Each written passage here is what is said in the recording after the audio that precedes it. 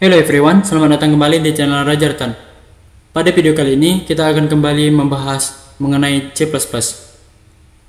Jadi kemarin kita telah membahas pengenalan dari C++.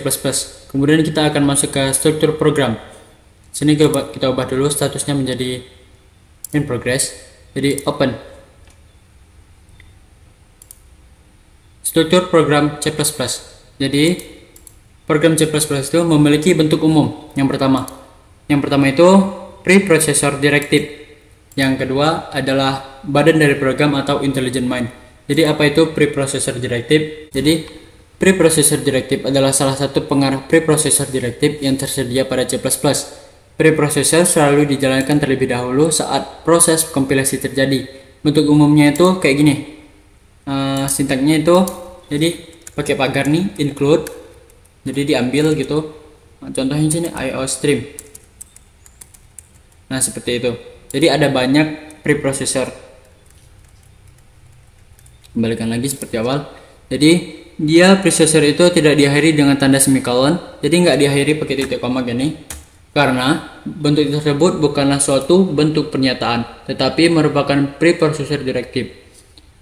Baris tersebut menginstruksikan kepada compiler yang menyisipkan program yang menyisipkan file, dalam hal ini file yang berakhiran dengan .h ini atau file header, yaitu file yang berisi sebagai deklarasi. Contohnya di sini ada 4 nih preprocessor directive. Contohnya yang pertama itu IOStream, diperlukan pada program yang melibatkan objek. Jadi IOStream itu input output. Kemudian include Cuneo, ini diperlukan bila melibatkan clear skin, yang perintah untuk membersihkan layar. Yang ketiga ada include IOmanip, diperlukan bila melibatkan setw yang bermanfaat untuk mengatur lebar dari suatu tampilan data. Jadi IOmanip ini untuk memanipulasi tampilan. Yang keempat ada D di sini, include math, diperlukan pada program yang menggunakan operasi seperti SQRT yang bermanfaat untuk operasi matematika kuadrat. Jadi include math ini digunakan untuk operasi matematika seperti kuadrat, akar kayak gitu. Kemudian yang ketiga ada fungsi main. Jadi sini preprocessor directive, kemudian intelligent mind. Jadi fungsi ini menjadi awal dan akhir eksekusi program C++. Main adalah nama judul fungsi. Melihat bentuk seperti itu, dapat kita ambil kesimpulan bahwa batang tubuh program utama berada dalam fungsi main. Kata in intelligent yang mendahului main dipakai untuk menyatakan bahwa fungsi ini memiliki nilai baik. Jadi kita akan mengembalikan nilainya dengan perintah return nanti. Kemudian yang keempat komentar. Komentar ini merupakan bagian yang penting dalam program. Kehadirannya sangat membantu. Jadi komentar ini memberikan penjelasan mengenai program-program atau bagian-bagian dari program. Komentar tidak akan pernah dikompil oleh compiler. Jadi komentar ini nggak akan dieksekusi. Dalam C++ itu ada dua jenis komentar, yaitu komentar untuk beberapa baris dan hanya satu baris. Contohnya untuk beberapa baris di sini diawali dengan slash asterisk dan ditutup dengan asterisk slash. Kemudian yang kedua itu adalah slash slash. Jadi slash slash ini untuk hanya satu baris. Kalau yang asterisk itu seperti ini penggunaannya,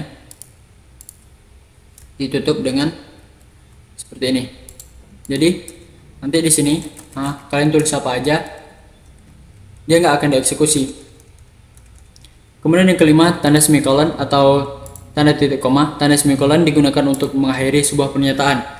Jadi setiap pernyataan harus diakhiri dengan sebuah tanda semikolon. Jadi setiap kita melakukan perintah dalam C++ ini harus diakhiri dengan tanda semikolon. Contohnya di sini cout. Kemudian harus di tanda semikolon, menggunakan tanda semikolon. Nah, yang keenam cout. Jadi pernyataan cout merupakan sebuah objek di C++ yang digunakan untuk mengarahkan data ke dalam standar output, atau cout ini kita bilang adalah cetak pada layar seperti print. Yang ketujuh, variabel. Jadi variabel adalah suatu pengenal atau identifier yang digunakan untuk mewakili suatu nilai tertentu di dalam proses program. Berbeda dengan konstanta yang nilainya selalu tetap, nilai dari suatu variabel bisa diubah-ubah sesuai kebutuhan. Jadi variabel ini dideklarasikan kalau dia ingin digunakan. Nah, yang ke-8 ini deklarasi. Jadi deklarasi ini berhubungan erat dengan variabel. Deklarasi diperlukan bila kita akan menggunakan pengenal identifier. Jadi deklarasi ini diperlukan bila kita ingin menggunakan variabel. Jadi identifier dan variabel itu sama ya. Variabel adalah suatu pengenal atau identifier. Identifier dapat berupa variabel, konstanta, dan fungsi. Kemudian yang terakhir itu tipe data. Di sini ada tipe data dasar di dalam C++. Tipe data dapat dibedakan menjadi dua, yaitu tipe data dasar dan tipe data bentukan. Jadi contoh tipe data di sini adalah char dengan ukuran memori 1, jangkauan nilai dari minus sampai plus ini kalian bisa lihat dengan jumlah digit yang enggak ada gini. Kemudian char ini tipe data satuan gitu. Hanya satu huruf, contohnya seperti A kayak gitu. Itu menggunakan tipe data char. Kemudian integer ini numerik seperti angka-angka dengan ukuran memori 2 dengan jangkauan nilai seperti ini. Kemudian long integer ini jangkauan nilainya lebih besar dan ukuran memorinya juga lebih besar. Long integer ini sama seperti integer untuk angka-angka. Kemudian ada float ini untuk tipe data bilangan pecahan seperti yang koma-koma, 5 koma kayak gitu. Kemudian ada double, jadi double ini sama kayak float. Dia untuk tipe data bilangan pecahan yang koma-koma seperti itu. Kemudian ada long double ini ukurannya lebih besar dari double dengan jumlah digit juga yang lebih besar. Kemudian ada string. Jadi string itu apa sih? Jadi string itu adalah kumpulan karakter-karakter. Contohnya seperti sini. Nah, jadi kumpulan karakter atau kumpulan char ini disebut tipe data bilangan string. Jadi kalau ingin menuliskan seperti ini sebuah nama, itu menggunakan tipe data string. Contoh seperti ini, string A. Nah seperti itu. Kita tentukan tipe datanya, kemudian kita deklarasikan variabel yang akan digunakan.